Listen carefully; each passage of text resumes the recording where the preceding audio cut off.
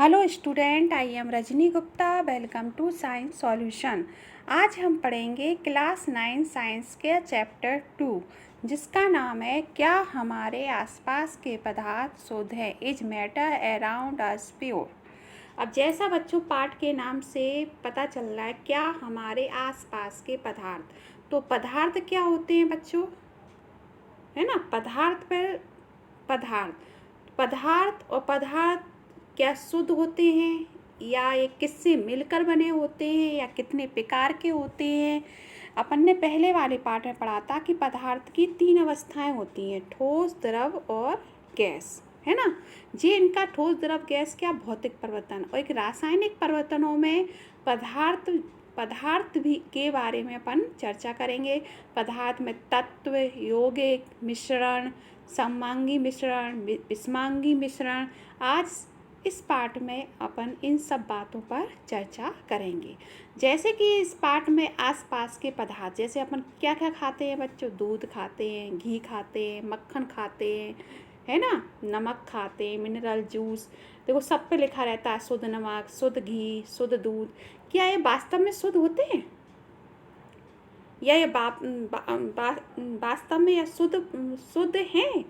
लेकिन वैज्ञानिक दृष्टिकोण से देखें तो क्या होता है, पदार्थ में कोई मिलावट ना हो, लेकिन वैज्ञानिकों के लिए सभी वस्तुएं कैसी होती, विभिन्न पदार्थों का मिश्रण होती है। जैसे अपना जो दूध है, दूध में क्या क्या होता है, जल होता है, वसा होता है, प्रोटीन आदि का मिश्रण है। तो पदार्थ क्या होते, पदार्थ में जो कण होते सभी की जो रासायनिक प्रवृत्ति है के होते हैं। सभी जो शुद्ध पदार्थ होते हैं एक ही प्रकार के कणों के, जो शुद्ध पदार्थ होता है ना, वो एक ही प्रकार के कणों से मिलकर बना होता है। तो कुल मिला के अपन पदार्थ क्या होता है, तो पदार्थ क्या होता है बच्चों पे डेफिनेशन आ सकती है। पदार्थ क्या होता है, तो पदार्थ एक या एक से अधिक शुद्ध तत्वों या यौगिकों से मिलकर बनता है। ठीक है बच्चों, तो पदार्थ क्या होता है, पदार्थ वो होता है जो एक या एक से अधिक शुद्ध तत्वों या यौगिक से मिलकर बनता है। और मिश्रण भी इसी का, मिश्रण में भी एक से अधिक शुद्ध पदार्थ होते हैं, उसे अपन क्या कहते हैं, मिश्रण कहते हैं। इस पर अपन आगे चर्चा करेंगे। पहले अपन पदार्थ को समझे। अगर कोई आपसे पूछता है पदार्थ क्या होते हैं, तो पदार्थ वो होते हैं जो एक या एक से अधिक शुद्ध तत्वों या यौगिकों से मिलकर बनते हैं। शुद्ध तत्व क्या होते हैं, जैसे शुद्ध तत्व में जैसे अपन कहते हैं नाइट्रोजन, एन, है ना, Ca, कैल्शियम, है ना। जो शुद्ध तत्व होते हैं, Fe, लोहा, चांदी, Ag, ये तत्व है ना। जब ये दो तत्व आपस में मिलकर किसका निर्माण करते हैं, यौगिक का करते हैं। तो इस पर अपन आगे डिस्कस करेंगे। तो पदार्थ क्या होते हैं, जो एक या एक से अधिक शुद्ध तत्वों यौगिक से मिलकर बनते हैं, उसे अपन पदार्थ कहते हैं। अब अपन बच्चों एक उदाहरण के द्वारा भी समझेंगे। जैसे अपने पेय पदार्थ जो मिट्टी होती है ना, उनमें एक समान कण नहीं होते ना। मिट्टी में सभी तरह के कण होते हैं, है ना। तो इनको अपन अलग भी कैसे करेंगे, जैसे दो पदार्थ मिक्स है तो इनको अलग कैसे करेंगे, इस पाठ में अपन इस पर भी एक चर्चा करेंगे। तो चीनी एक पदार्थ है पर ये एक ही प्रकार का शुद्ध पदार्थ है ये, क्योंकि इसमें क्या है, इसके जो रासायनिक प्रवृत्ति के जो यौगिक हैं, इसमें जो कण मिले हुए हैं वो कैसे समान है, इसे चीनी एक शुद्ध पदार्थ है। अब अपन जैसे एक उदाहरण देते हैं। जैसे अपन ने एक बीकर लिया, एक बच्चे ने 50 ml जल और 1 चम्मच कॉपर सल्फेट का चूर्ण क्या होता है, CuSO4, कॉपर सल्फेट का चूर्ण। तो पहले बच्चे को अपन ने पहले बच्चे को 50 ml जल दिया और 1 चम्मच कॉपर सल्फेट दिया। दूसरे बच्चे को भी 50 ml जल दिया, उसको दो चम्मच दिया। जो तीसरा समूह दा मतलब समूह दा या चौथा बच्चा कह लो, या तीसरे बच्चे को अपन ने कॉपर सल्फेट का विलयन दिया, कॉपर सल्फेट दिया और नमक दिया। ठीक है बच्चों, और दोनों को अवयवों की पृथक पृथक मात्रा दी। क्या होता है इसमें, क्या होता है, तो बच्चों अपन देखते हैं कि जो आ और बा है, उन्हें एक मिश्रण प्राप्त हुआ जिसकी बनावट कैसी थी, समान थी। इसे अपन ने कहा समांगी मिश्रण, है ना। और जो बा और सा और दा थे, है ना, सा और दा थे, जिनका जो मिश्रण था वो कैसा था, दोनों के समूह के पहले उन दोनों खोल के रंगों में तीव्रता देखती ना। जो सा और दा ने जो मिश्रण प्राप्त किया भौतिक दृष्टि से पृथक था, मतलब विषमांगी मिश्रण था। सा और दा को जो अपन ने दिया था वो कैसा मिश्रण था? विषमांगी।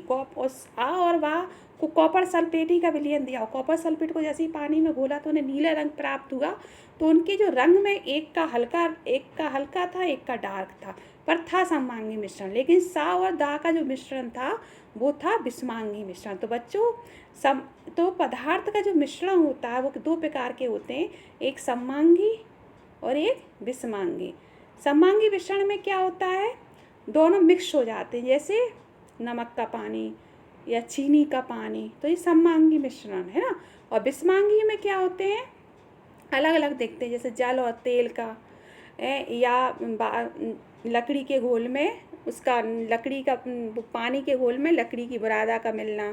तो ये सब कौन सा मिश्रण हुआ? विषमांगी। विषमांगी मिश्रण मतलब जो घुलते नहीं है एक दूसरे में, और सममांगी जो एक दूसरे में घुल जाते हैं, तो उन्हें सममांगी मिश्रण कहते हैं, जैसे अपन अभी इस उदाहरण से समझा।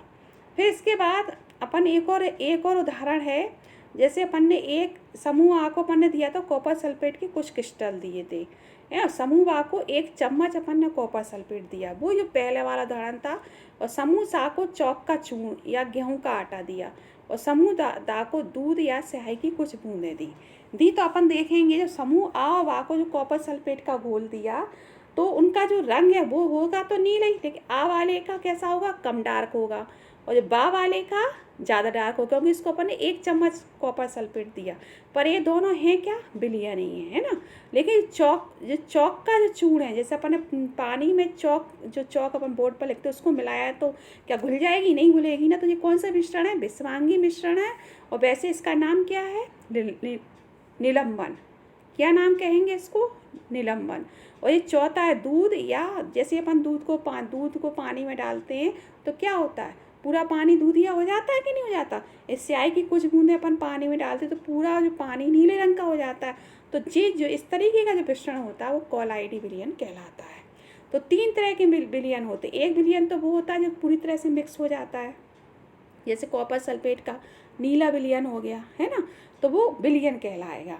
लेकिन जो निलंबन में क्या होता है? निलंबन में क्या होता है? जो विषमांगी मिश्रण होते हैं, निलंबन मतलब विषमांगी, जो आपस में दोनों मिक्स नहीं होते।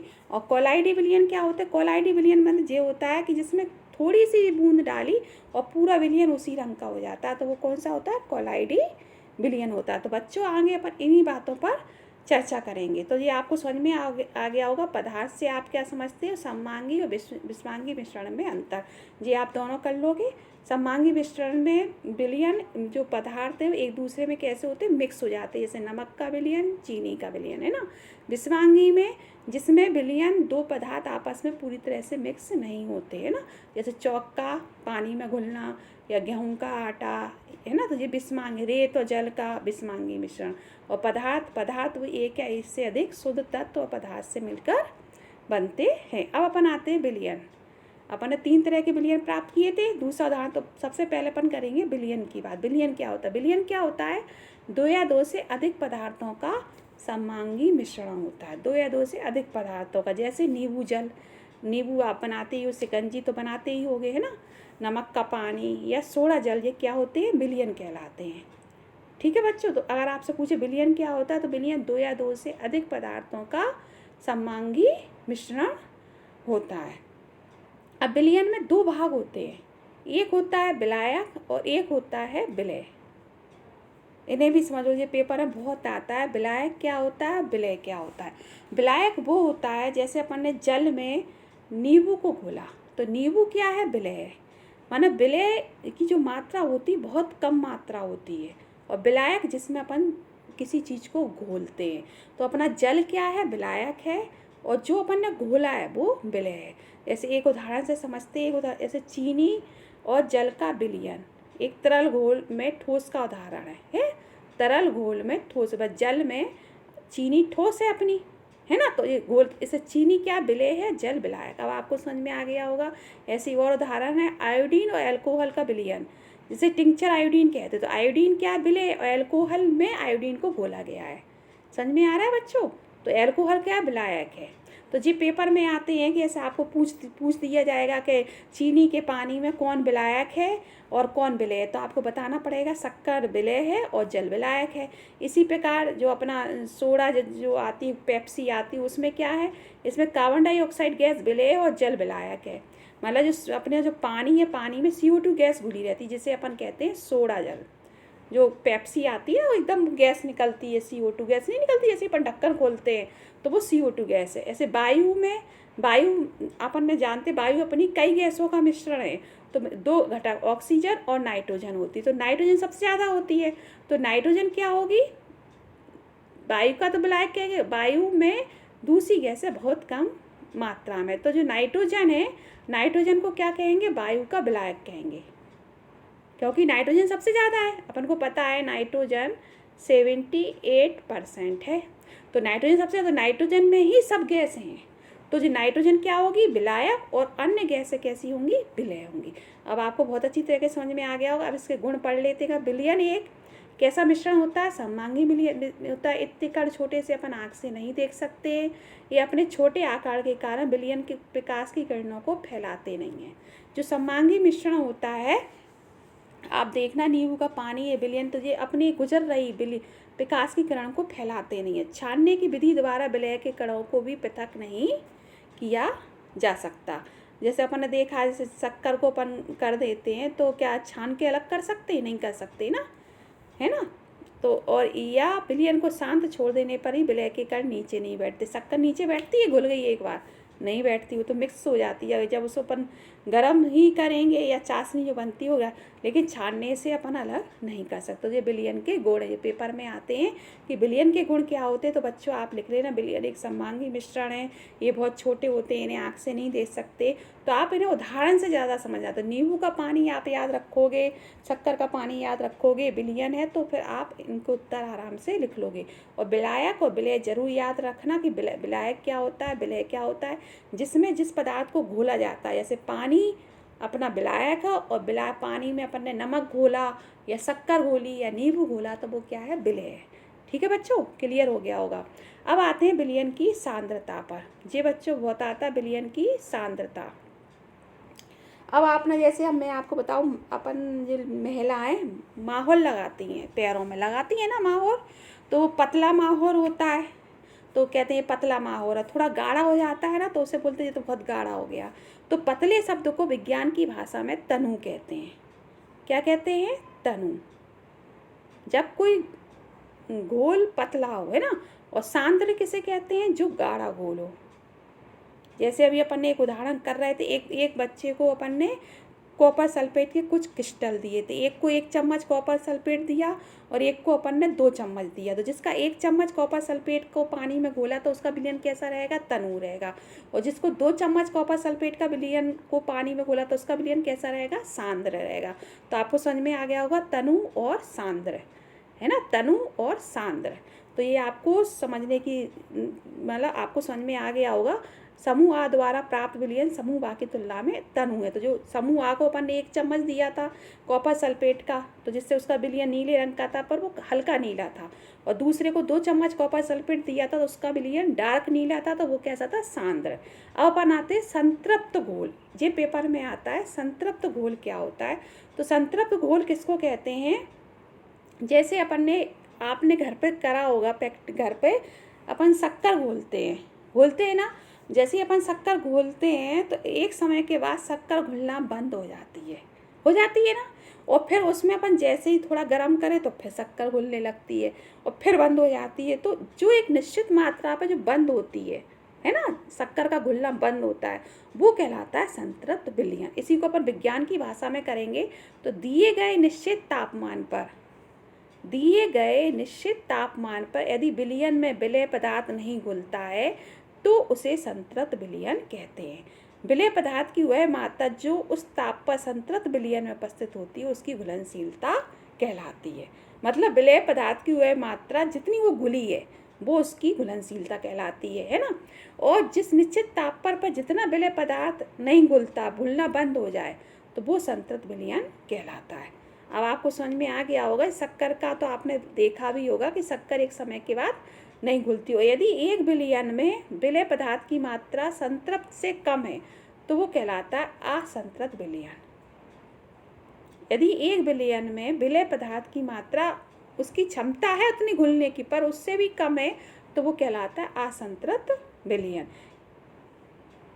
ठीक है बच्चों, तो ये आपको समझ में आ गया होगा कि संतृप्त विलयन क्या होता है। अब एक प्रश्न सवाल आते हैं संतृप्त विलयन के, तो ये निकालने के फॉर्मूले, विलयन की सांद्रता ज्ञात करनी है तो विलय की मात्रा और विलयन की मात्रा है ना। विलयन की सांद्रता को दर्शाने के लिए कई विधियां हैं, लेकिन हम यहाँ 2 विधियों के बारे में चर्चा कर रहे हैं। ये फॉर्मूले बच्चों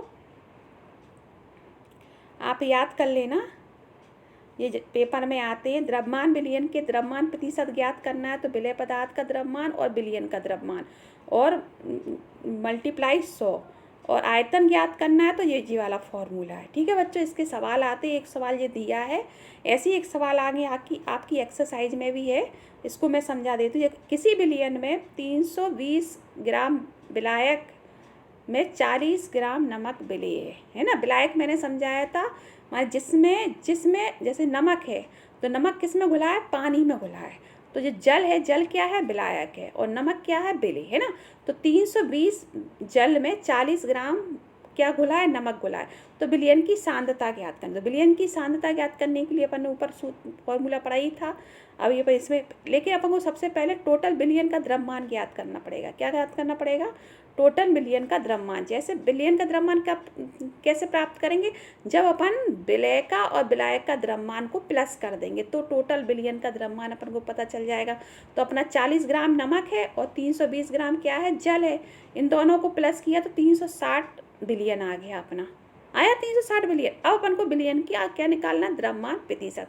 तो जो ऊपर सूत्र है विलयन का द्रव्यमान प्रतिशत निकालने का, ये द्रव्यमान प्रतिशत निकालने का जो वाला फॉर्मूला, ये याद कर लेना बच्चों।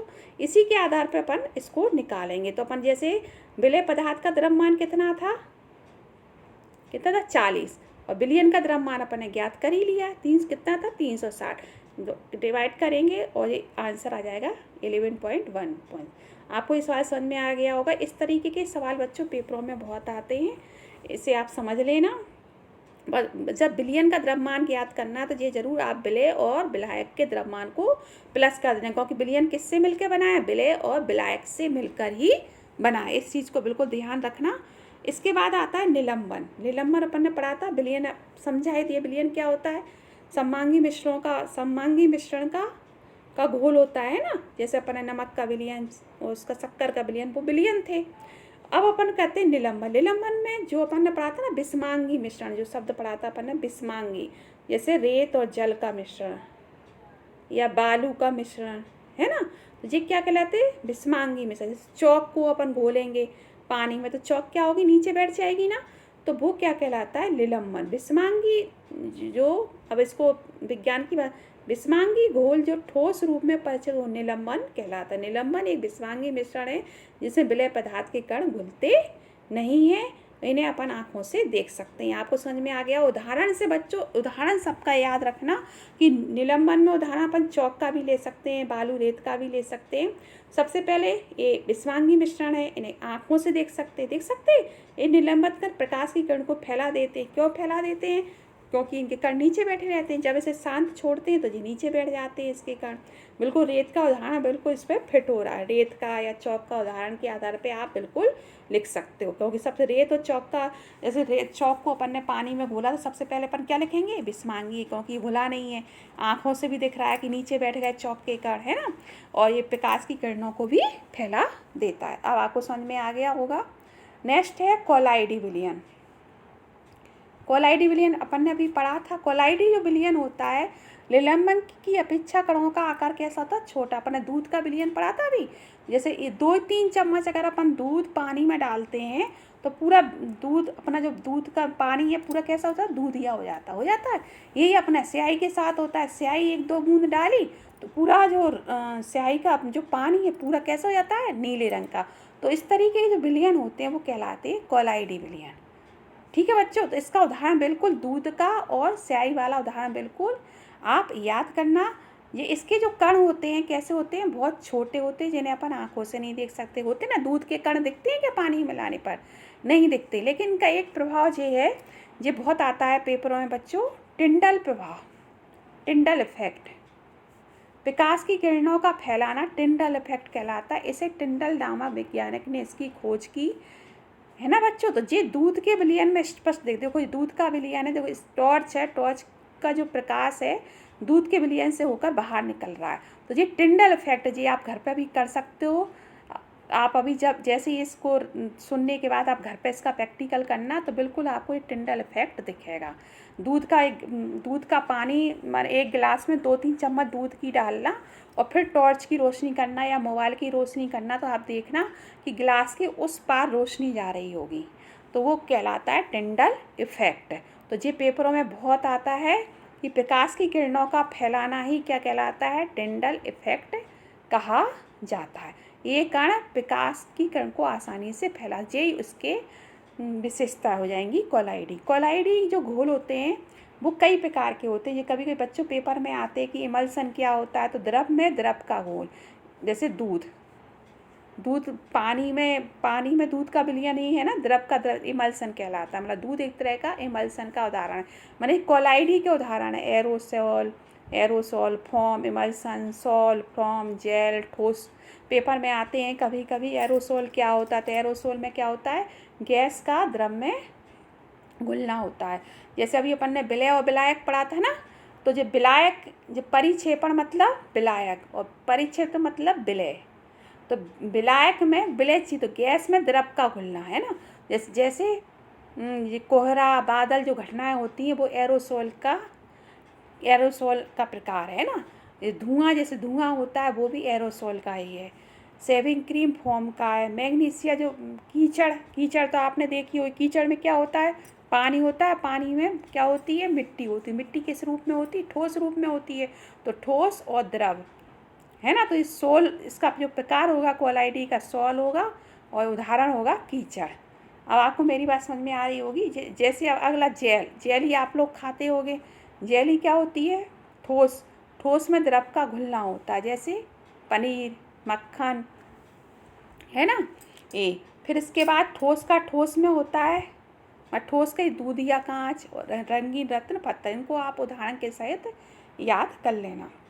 अब है कोलाइडी के गुणधर्म। एक मिश्वांगी मिश्रण है, इसके कणों का आकार इतना छोटा है कि अपन नग्न आँखों से नहीं देख सकते। ये इतने बड़े होते हैं कि प्रकाश की किरणों को फैलाते हैं, जिसे अपन टिंडल इफेक्ट कहते हैं। ये जरूर याद कर लेना, टिंडल इफेक्ट। जब इसको शांत छोड़ दिया जाता है तब इसके कल तल पर बैठते हैं। जैसे अपन ने देखा होगा, जो अपन स्याही वो डालते हैं ना, नीला रंग डालते हैं तो पूरी बाल्टी नीले रंग की हो जाती है। जैसे अपन छोड़ देते हैं तो क्या होता है, वो नीला रंग नीचे बैठ जाता है ना, कपड़ों को नीला करने के लिए। नीले तो वो उसे अपन छानन विधि द्वारा मिश्रण से लेकिन पृथक नहीं कर सकते, अतः स्थायी होते हैं ना, नीचे तो बैठ जाते हैं। फिर है कोलाइडी विलयन में भैया अपन 2 व्यवस्थाएं पढ़ी थी अभी, वहाँ मैंने समझाई थी ना, परिक्षिप्त प्रावस्था परिक्षेपण माध्यम से बनता है। ये पूछा जा सकता है आपसे कि कोलाइडी विलयन कैसे बनता है, तो ये परिक्षिप्त प्रावस्था और परिक्षेपण माध्यम से बनता है। तो परिक्षिप्त क्या होती है, वह कण जो कोलाइडल रूप में रहते हैं। विलय पदार्थ की तरह का घटक परिक्षिप्त कण है जो कोलाइडल रूप में रहता है, उसे परिक्षिप्त प्रावस्था कहते हैं। वह घटक जो परिवेशित वास्तव निलंबित होता है परिक्षेपण कहलाता है ना। पर कोलाइडल को परिक्षेपण माध्यम ठोस द्रव गैस की अवस्था में कर सकता है। कुल मिला के यही मैंने आपको बताया। परिक्षिप्त क्या होता है, परिक्षिप्त मतलब विलय, जिसको घोला गया है ना। और ये परिक्षेपण क्या होता है, विलायक, जिसमें इसको घोला जाता है। विलय विलायक अपन ने विलयन में पढ़ा था। और कोलाइडी में होता है परिक्षिप्त प्रावस्था और परिक्षेपण माध्यम। ठीक है, परिक्षिप्त अवस्था विलय और परिक्षेपण मतलब विलायक। ठीक है, अगला है, आपको आ गया होगा तो ये आप याद कर लेना, थोड़ा आप करोगे। अब जो क्वेश्चन आंसर आ गए आप कर ही लोगे। सममांगी विश्वांगी मिश्रण में अंतर, विलंबन निलंबन कोलाइडी मैंने आपको बताई दिए। ये सवाल आ गया जैसे अपन ने वो किया था, तो 100 और 36 को प्लस करेंगे तो अपन विलयन का द्रव्यमान ज्ञात कर लेंगे। तो एक कितने हो जाएगा, 36 और 136 से फिर इसको ये 136 में फिर अपन क्या करेंगे, वो फॉर्मूला लगाएंगे तो फिर ये अपना आंसर आ जाए। सेम उसी की तरह करना जैसा भी मैंने आपको बताया था। अब आता है मिश्रण के घटकों का वितरण। जैसे अपन को पता है कि मिश्रण कई पदार्थों से मिलकर बनता है, तो जिसे अपन को अलग करना पड़ेगा तो इसकी अलग अलग विधियां हैं किसको, मिश्रण को अलग करने की। भौतिक क्रिया तो क्या होती है, हाथ से चुन लेंगे, छन्नी से छान लेंगे विस्वांगी मिश्रण को। जैसे अपन को चने की दाल में से कंकड़ निकालना है तो हाथ से निकाल लेते हैं, या कोई अपन को तिनका मिनका निकालना है तो फटक के निकालते हैं, तो भौतिक क्रिया है। लेकिन कुछ ऐसी होती है रासायनिक क्रियाओं के द्वारा ही अपन अलग कर सकते हैं, तो अलग अलग इनकी विधि है। अब पहली विधि है रंग वाले घटक को नीले अथवा काले रंग की स्याही से अलग करना। ये आपने डाई के कलर सुने होंगे, जैसे आजकल डाई की मेहंदी आने लगी, जैसे ये डाई के कलर होते हैं।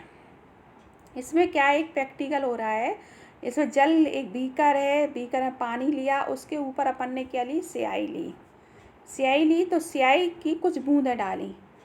ये स्याही की कुछ बूंदें, जो अपनी स्याही की शीशी आती है ना, इंक आती है, उसकी कुछ बूंदें डाली। तो कुछ जब जैसे अपन ने पानी को गर्म किया तो स्याही की इंक पतली रहती, तो उसमें से पानी जो है ना वाष्प बन के उड़ गया, अकेली क्या बची, इंक। तो अपन ने स्याही में से प्योर स्याही के कण प्राप्त कर लिए, है ना। स्याही जल में रंग का एक मिश्रण था ना, तो उसको अपन ने बाष्पीकरण विधि के द्वारा अलग कर लिया, है ना। क्योंकि जो स्याही जो इंक आती है आपने बाज़ारों में देखी, वो नीले रंग की रहती है, पानी पानी जैसी रहती है। उसकी अपन ने कुछ बूंद अपन ने इस कांच गिलास के ऊपर रखी, और जब पानी को गर्म किया तो जो स्याही में जो पानी था वो वाष्प बन के उड़ गया, तो केवल स्याही का जो रंग है नीला रंग वो बच गया। तो अपन एक कौन सी विधि यूज की, वाष्पीकरण विधि। तो ये आपसे बच्चों प्रश्न पूछ सकते किस विधि से स्याही से अपन ने नीला रंग प्राप्त किया, तो वाष्पीकरण विधि से। अब अगली विधि है दूध से क्रीम कैसे अलग करते। तो बच्चों ये तो मम्मियाँ बहुत करती हैं, जैसे अपन दूध की मलाई जो निकलती है वो फ्रिज में रखते जाते हैं, बहुत सारी इकट्ठी हो जाती है। तो जब वो इकट्ठी होती है तो अपन उसको एक ही डायरेक्शन में, या अपने पास एक मथनी होती है उससे अपन एक ही डायरेक्शन में करते हैं, तो क्या होता है, मक्खन ऊपर आ जाता है, जो पानी है वो अलग हो जाता है, अलग। तो उसको दूध के मथन, इस प्रकार अपन को क्या क्रीम प्राप्त होती है। ये है ना, इसका अगर ये रसोई में उपयोग की मथनी या मिक्सी में भी अपन कर सकते हैं। तो ये घर में मम्मियाँ बहुत करती हैं। तो वो कौन सी विधि होती है, अपकेंद्रीय मतलब क्या होता है, एक ही डायरेक्शन में घुमाना, है ना। इसमें ऐसे मिश्रणों को अपकेंद्र के द्वारा पृथक किया जाता है। इस सिद्धांत के आधार पर तेजी से घुमाया जाता है जब भारी कण कैसे होते हैं, नीचे बैठ जाते हैं और हल्के कण ऊपर रह जाते हैं। ये अपन ने मलाई में करते हैं, मलाई को एक ही डायरेक्शन में करते हैं तो पनीर जो अपना मक्खन अलग हो जाता है और दूध अलग निकल आता है। तो वो कौन सी विधि होती है, अपकेंद्रीय विधि होती है। ठीक है बच्चों, अब इतना आपको आज इस वीडियो में इतना आपको समझ में आ गया होगा। अगर आपको कुछ भी समझ में नहीं आया है तो आप कमेंट सेक्शन में लिखना, मैं सभी के उत्तर देने का प्रयास करूँगी। वीडियो को सब्सक्राइब ज़रूर कर देना, जिससे आपको आने वाले वीडियो आपको समय पर मिलते रहें। घर पर रहें, सुरक्षित रहें। नेक्स्ट वीडियो में मिलते हैं।